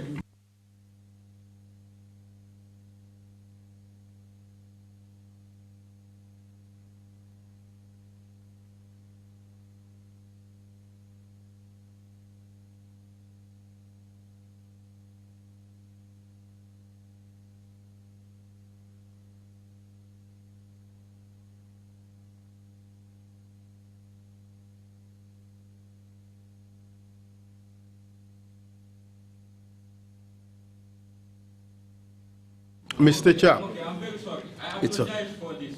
Yeah, it's understandable. It's understandable. I don't want you to feel more upset. Mr. Cham nini kawan fala kapuru yara bernama jipo horam. You see, we don't bring people here to torture them. Mengadani do yimbe puru wadu golbe ko musi e berde mabbe. We bring here people here to tell the truth. Men ko mi addalila ko mi addira do ko yimbe ko puru woni purbe hala gonga. In a very civilized manner. Te yada e labal. We ask questions. Men lando landi.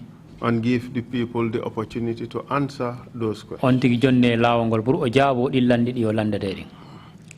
I will move on to less difficult topics. Wi joni e yara sengo ngo ananda ngal sattani ha. Just so as to allow you to calm down. I calm down already. Just go ahead. I see you are very much shaken by the allegations of Esa Baji and Silaba Samate that you participated in torturing them.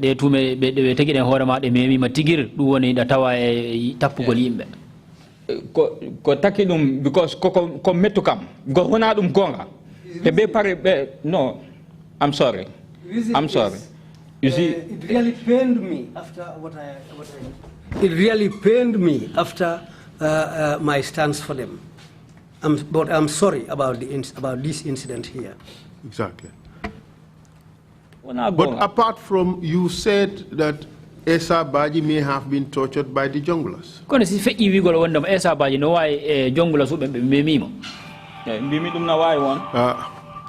I said that can be true. So You turn off. let me switch it off. Thank you, please.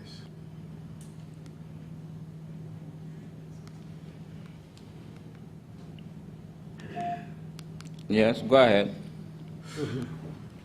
Apart from the junglers, was there another torture team at the NIA?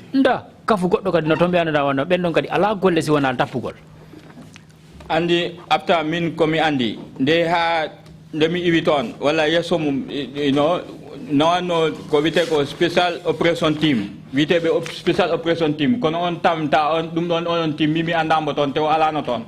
Yes, when I was there, it was the time for junglers. But after I left there was another group called Special Operations Team. I was not there when they were operating there.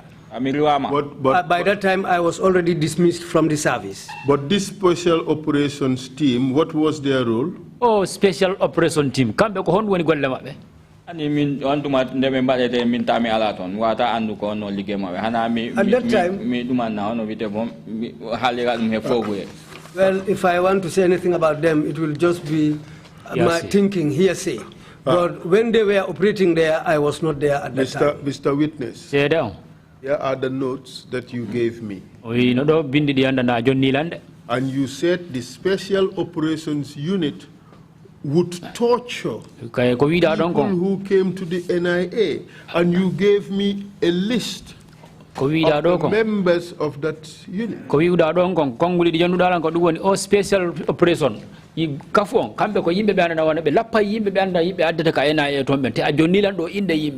You told us so yes,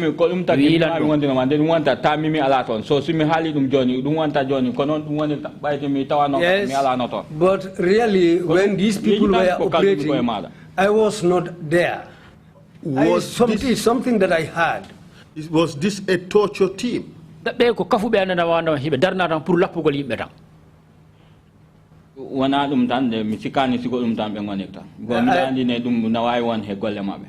don't think that's the only job they were doing, but it might be part of their job, but I'm not sure. Look, Mr. Witness, stop dilly-dallying. If you say you don't think that was their only job, that's what you said, isn't it? Yes. So it means it was part of their job.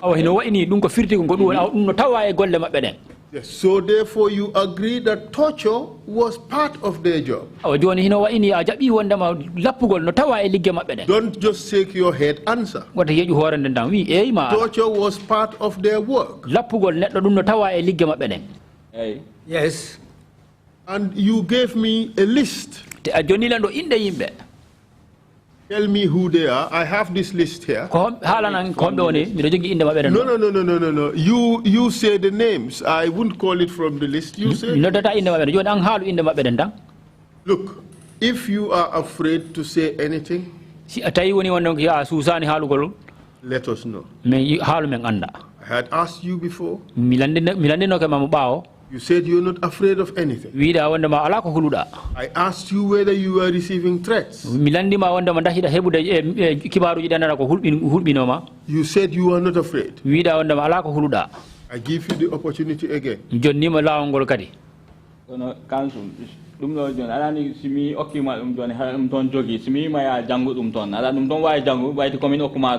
Yes, Council, because it was me who gave you that list. Then if I say maybe you call the names, you can just call the names? No. I want you the one testifying. I want you to give us the names that you know of. Let it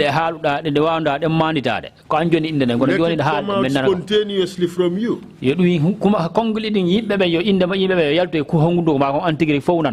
You know the names, you know the members of the Special Operations.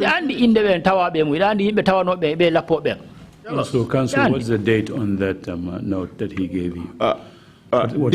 This was as a result some pre-hearing meeting between me and him of last Wednesday or Tuesday. So it was not last week. reduced into a statement. We understood that he was going to testify along these lines.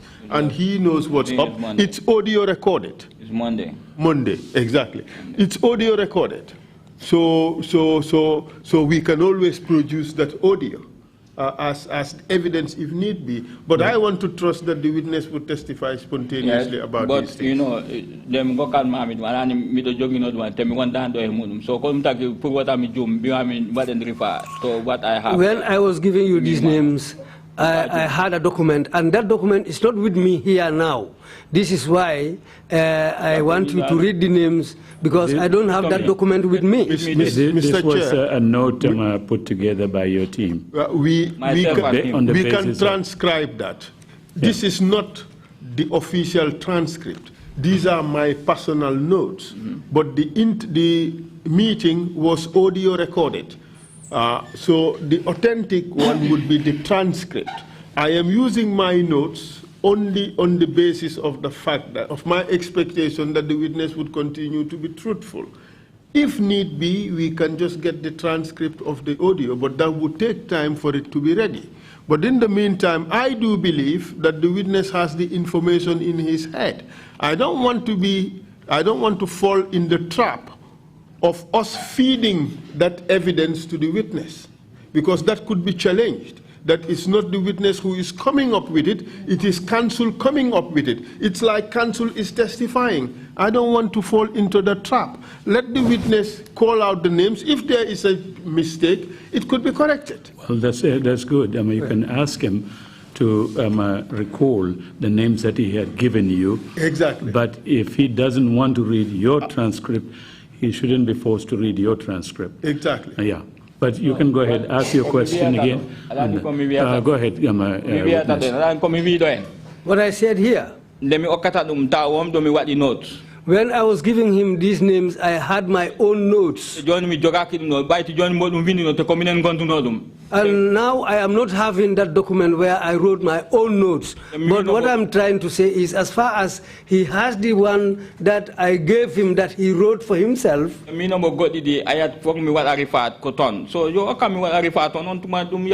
Then if that is the case, let him give me the document, then I'll go through. It is not part of me feeding him. It's not part of that he is feeding me. That's all right, but he can ask you. And if you recall the names, fine, you recall the names, but not reading this. If I can remember, I think I gave you a name of Lamin Dabo. If I can remember. I gave you a name of... Lamin Dabo. What? Sala, is it Babakar Sala? Is the mic? Yes. Babakar Sala. Put the mic on. No, the mic is on. Yeah, yes. Okay. And I call Assassin. I don't know his first name. Somebody called Assassin. I don't know his name. Yes. Those ones I can remember. I can remember those. Miwawa is 15 or what I can remember. You've done very well. You've mentioned 3 names. Those 3 names are on the list. There are few missing. 1, 2, 3, 4, 5 more. Proceed. This is what I can remember. If you want, we go to the document. Okay. I don't want to give you this. I would still insist that you recall the names of Can you read it? You have mentioned, listen, just hear me out. I'm coming. You know, I told you, this is what I can remember. Mr. Witness, Mr. Witness, you are not leading this process. Sorry. And you are not answering your own questions. I'm sorry. Just allow me. Yes. I am leading you. It's okay, it's understandable. I know how it feels. Yeah. I am helping you recall. Allow me to help you recall.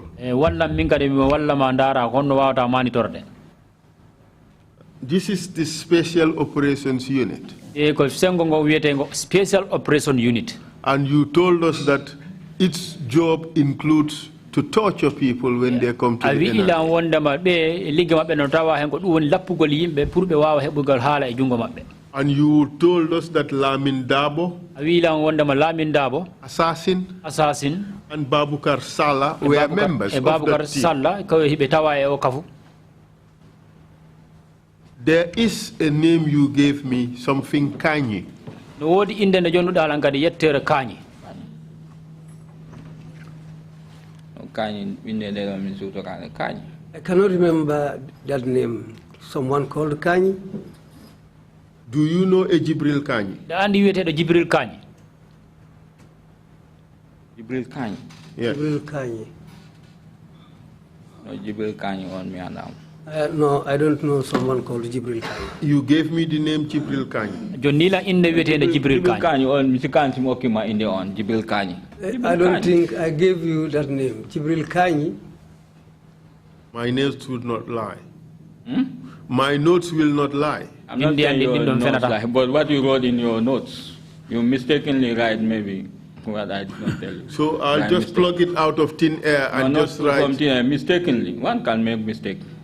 I'm not accusing you are taking it from the thin air. I did not make mistake on Lamin Dabo. I did not make mistake on Assassin. I did cannot remember Jibril Kanyi. Jibril Kanyi. Stop playing games. He said, I'm sorry. I apologize for that. Cancel. You told me Jibril Kanyi. I cannot remember that name. Do you have a Jibril Kanyi at the NIA? I have the list of all staff at the NIA. Yes. Do you have a Jibril Kanyi at the NIA? That is possible because I don't know all the staff by their names. So how would we just come up with Jibril Kanyi? Well, I don't know. Are you afraid of this person? Are you afraid of this person? I fear only Allah. Do you have a relationship with him? I don't know Jibril Kanyi. I cannot remember who is Jibril Kanyi. I cannot remember Jibril Kanyi. You gave me a name, something Gomez. Gomez. What is the full name? No, I will not give you the full name. Okay, Mr. Chair, what I am going to do is, I'm going to produce the audio. Yes. And then we would see that the witness is lying. Yes. Yes, you say yes. I'm not saying I am lying. I'm telling you I cannot remember. You bring it and play it. You are playing games. I'm not playing, sorry, if that is your thinking, sir. And you are afraid to mention their name. Why should I be afraid to mention you tell us, you told me somebody called Tamba. Tamba Mansere. Was he a member? Tamba Mansere. I think so. Yes. You gave me that name. Yes. Tamba Mansere. And you know what? Jesus said he was taken to him by Tamba Masire and Babukar Sala. These are the people you called members of the special operation. Special operation. Jesus Kopeno. But you know Jesus is a liar. What he said was a lie. It was not true. Even if there is going to be death, that's what I will choose. I am ready for that from here to the next world. Do you want to tell us that the people you call the torturers, the special torturers of the NIA, special operation special torturers, I call them. But you told us that their work was torture. Part of their work was torture. And Jesus said these are the same people who brought them to you. Jesus is telling lies. And you took them to be tortured. Can you see the coincidence? If that was the case, I would admit it here. But if it is not the truth, I'm not going to admit it. If that is the truth, I will accept. Okay, Mr. Witness. But that's not the truth. Have you ever tortured anybody for and on behalf of the NIA? In the NIA. At NIA, there. At headquarters. Have you ever tortured anybody for and on behalf of the NIA? In the NIA. It might be possible. Yes. Yes. That is an admission. Yes. Yes. You have tortured people. When the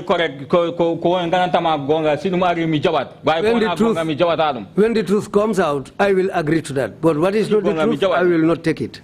Okay. I'll ask the question again. Have you ever tortured people on behalf of the NIA? In the NIA. I answered that. Or if you want me, do you want me to repeat it again? Yes, and I have heard your answer, and it's recorded. Then pass the question.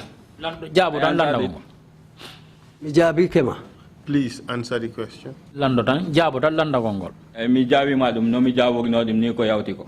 I have answered you as I answered in the past. In the affirmative. Mr. Chair. Well, let's proceed. I said in the affirmative. Hold on a second. Answer. Is yes allergic to you? Hold on a second. Hold on a second, please. Let's get the temperature down a little bit. We are going to pursue questions that need to be answered for the record. Yes. Our mandate is to create a historical record, an impartial one. Yes. We're trying to just get that done. Anger, shouting, and other things is not going to stop us from pursuing that. We'll have to see how we do it.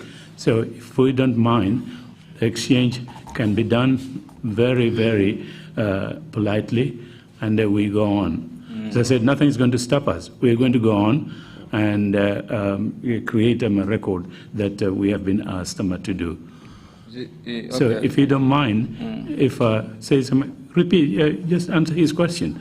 Repeat what he said. It's for the record. Perhaps I just remind him he has a right, of course, not to incriminate himself. This is a right everybody is always informed. That's what you are trying to do, because you want me. I will not agree to that. No, what is the truth? Going to be I will take that. I will say what the truth is. Sorry, okay. Interpreter. So what is the truth? Have you participated throughout your career? Have you participated in torturing people? Yes, I said that. Yes. Yes, I said yes. Pasala Jeng. You tortured him? Yes. Jibril Waka, you That's not true. Jibril Waka. Okay. That one is not true. Well, Jibril Waka said. Jibril Waka wi. You arrested him. Ko an nangoy mo. You took him to his house. Nabudama ka sudu makko. In Abuko. Abuko. You searched the house. Visited da sudu makko ndum. Nothing was found. And then you took him for detention for 3 months. Under Sukuta Jame. Sukuta Jame. That's true. That's not true. Jibril Waka on ko private electrician ono. Kala do na yegwadi disconnect. After oyaha waran bo the branches oyaha o wala reconnect ben na mongo kakalis with the pretext ne o wala be. So aya joni do na wadi disconnect fof oyaha o wala be reconnect wala yimbe yobgol ma be biliji o wana hombo jepta kalisaji mabbe di tawata o banta be biliji mabbe di o watti noni ko nawe o digoto taw ligaki nawe. Okay, Fat. Jibril Waka is somebody who reconnects people whom Nawek has already disconnected. So people who Nawek has decided to disconnect, Jibril Waka will come and reconnect them secretly, and they will pay him. And in fact, sometimes some people will give him their bills for payment, he will take their money and he will not pay the bills accordingly. He was doing something terrible, something very bad. Answer my question. He was doing something very bad, wasn't he? Yes, yes. He deserved to be punished for that.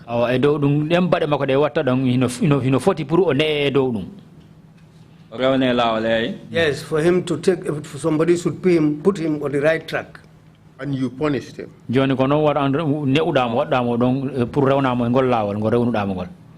Of everybody at NIA, why would he say that you took him to Sukuta Jame and have him detained for 3 months? Joni eligoro NIA ben ko no werda wonde anga nabi mo nabudamo joddindamo dula goto jonnudamo e dow yamirore e low darugol e Sukuta Jamme. Was he detained? Nda o joddinano dula goto.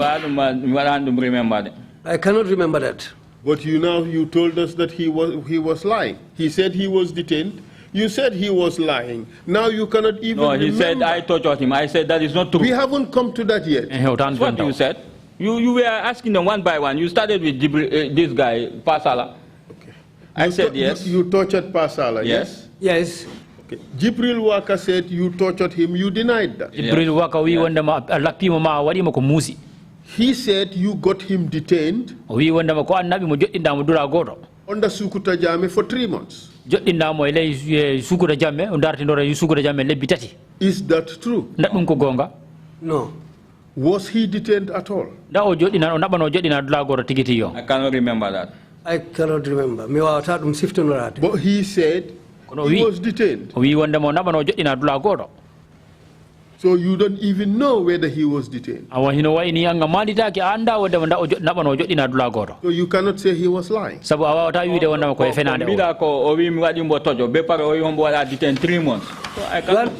denying is that he said, I tortured him. That's what I'm denying. And his statement that he was detained for 3 months, that I cannot say. What do you deny? Is it the duration of his detention or the fact of his detention? What do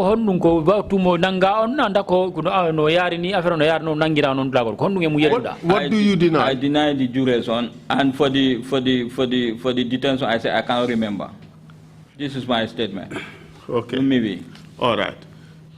And why would he choose you to say that you got him detained with Sukuta Jame? Completely. Because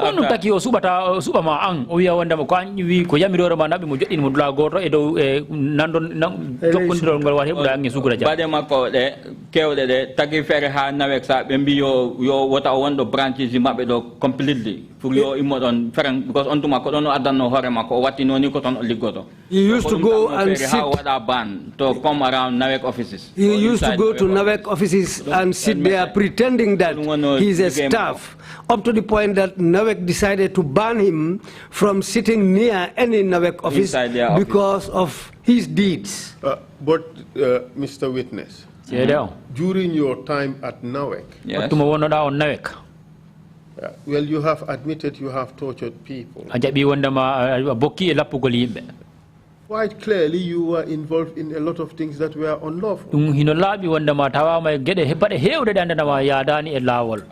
What has the NIA got to do with people who owed NAWEC unpaid bills? What has the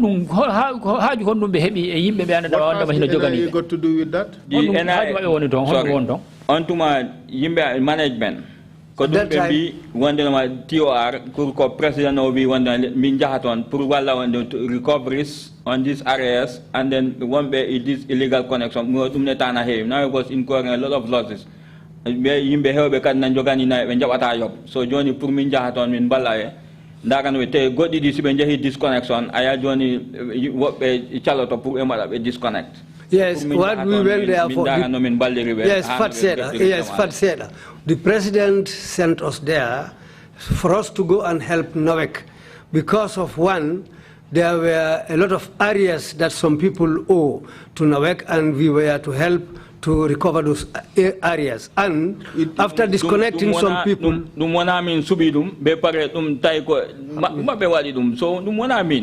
That is not because of me. It was their decision. But the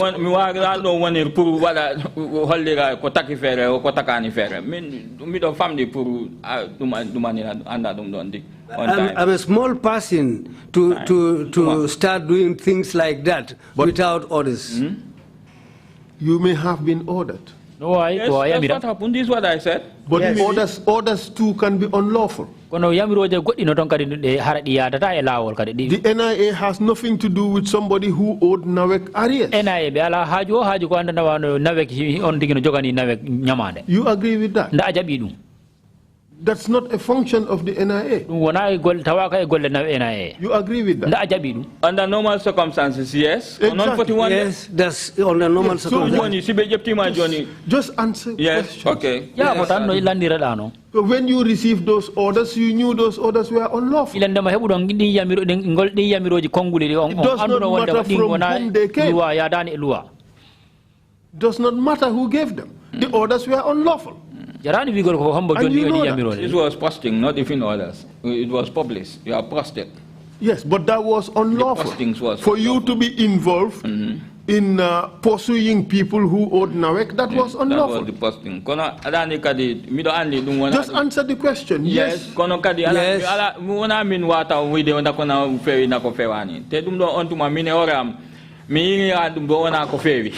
Yes, I cannot say whether it is legal or illegal, but I myself, I cannot say that whether it is legal or illegal. I was just posted there.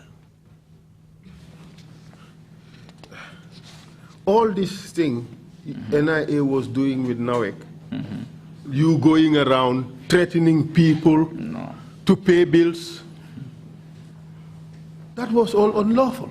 Fode bare de NIA ko be wada no kon kambe NAWEC no yahno yilo no hulbina yimbe pour be yoba nyamaleji mabbe il faut ko bare de andanda ma wondama yadani e luwa. You have had many fights with people about disconnections or failure to pay bills. All that was unlawful harassment of the people. You now agree that that was the case? Yes, because that's how we were doing it. We go and help them how they will recover their monies and those who were connected illegally. But there's nothing in the law that gave you the right to threaten or harass people.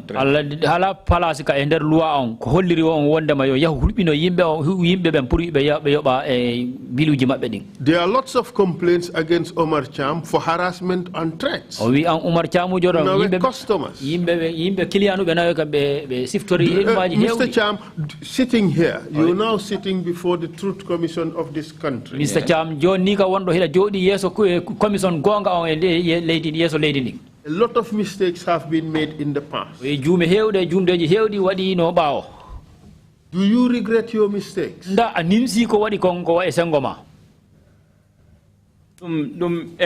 Yes. Do you regret all these alleged threats you have made against people? Do you genuinely regret them? Gonga. Ani kala ko wana hen lawol minim city dum tebe pare kadi sanda region bidan minene commune ettono be no yimbe no be njobiri. Yes, whatever is illegal about it, I am deeply sorry for that. Yes. But what we were doing was to give help to NAWEC to recover their areas. Yes, we agree, but that help by itself was unlawful.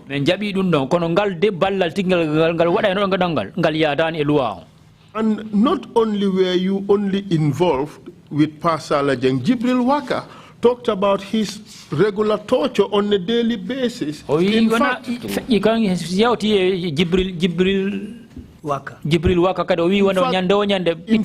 This is what he said.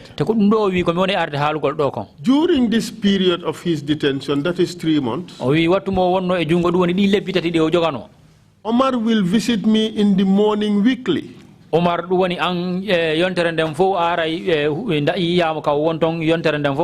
And I will suffer in his hand by physically beating me with a stick from a neem tree. And listen to this. And sometimes he will ask me to undress. and asked me to play with my private part. We are more wonder my oja to Bamako o fijida mum. Ko fenade council. That's a lie, council. And I am ready for that up to Allah. And I will not agree to that up to Allah. That's not true. That's a lie. Musa Oldi Jao. Musa Oldi Jao. Do you agree that you tortured him? Yes.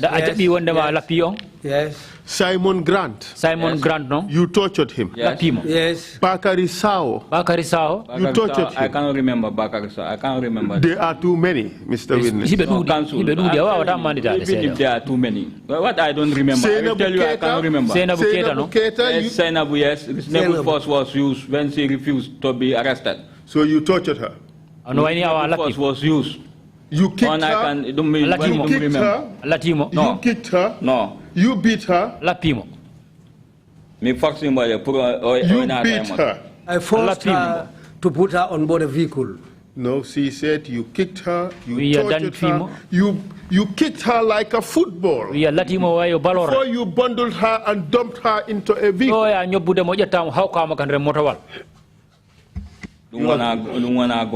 That's not true. Mr. Witness, beating people who refused to do what you wanted was normal.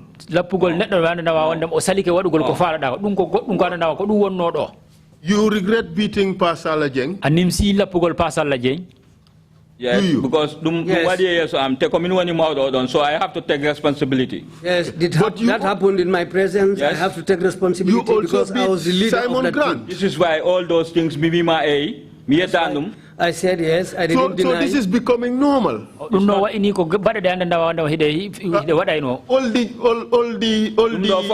gardener, they don't get it all the water. All this happened in one day. These three things all happened in one day. Yes. These are the people who has given statements so far. Yes. In fact, 7 people have made these allegations against you. For you people in the NIA, beating people was normal.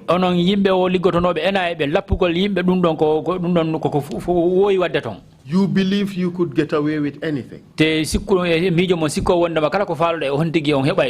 the naked truth, isn't it? Me do andi wande no ma hay suwana do lakara koko arata te kala mona kala tumbada wan wala kala kumbada wat kala do wana lakara dum koko arata dum mandi. I knew that whatever one does will have to face the consequences in the next war. I am quite aware of that. Yes. So whatever one does, you have to face the consequences. Yes, let's deal with the ones here first. Yes. Beating people was normal for NIA officers. You knew you will get away with it. No,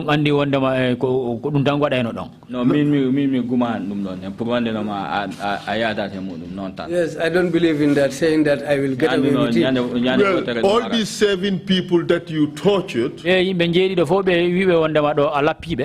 got away with it.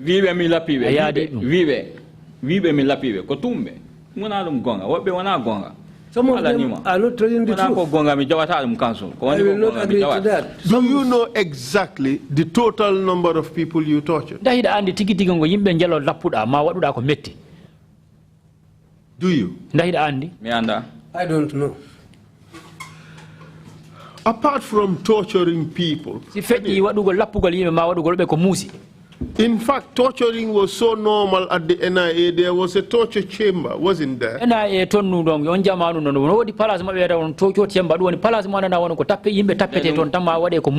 want that all meantime alaton.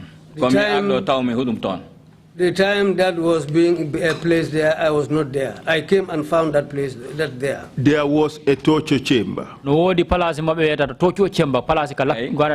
Yes. And there was a torture machine too. Before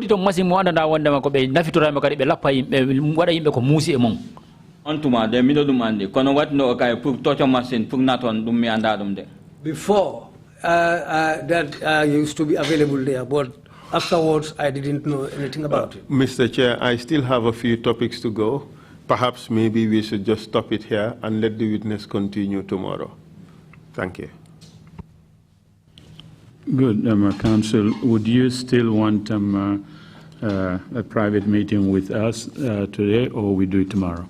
I will have a private meeting with the commissioners to discuss few issues. Okay, so he doesn't need to. That would be myself and the commission. Fine, no problem then. That's all right. We will end our proceedings here and then continue tomorrow. I hope the temperature goes down a little bit, but Mr. Witness, we are determined to pursue the truth. Otherwise, the country would not learn any lessons from what has really happened. Meeting is adjourned. We meet tomorrow at 10 o'clock in the morning. Thank you all very much.